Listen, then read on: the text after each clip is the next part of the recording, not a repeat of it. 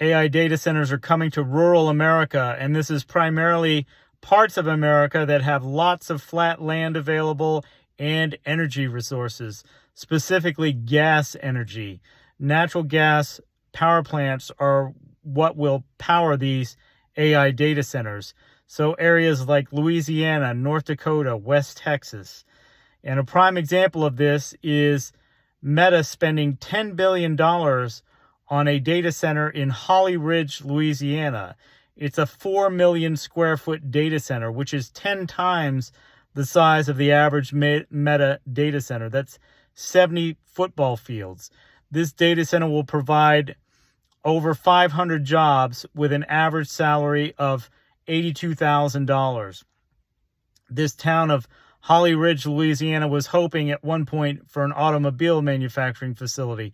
However, this data center is going to have more jobs and higher paying jobs than a lot of auto factories.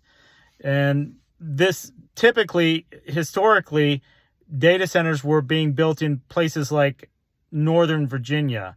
And as I mentioned, the typical data center before for Meta was about 400,000 square feet. So this is 10 times the size of a normal Meta data center.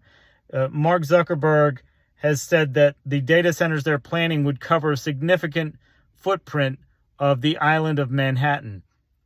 And there are a number of other companies that are going to be building data centers in these areas that have essentially been forgotten in America, providing high-paying jobs in areas that most people would consider the boonies. But this is exactly what these data centers need. They need a lot of flat land, and they need a high amount of energy resources. The data center that Meta's building in Holly Ridge has been estimated that they will need, or data centers in Louisiana may use 15% of Louisiana's entire electrical grid as far as the energy required. And that's going to be with new production coming online for power plants. So this is kind of a boon to the forgotten parts of America that have not had the best of luck when it comes to the economy over the past few decades.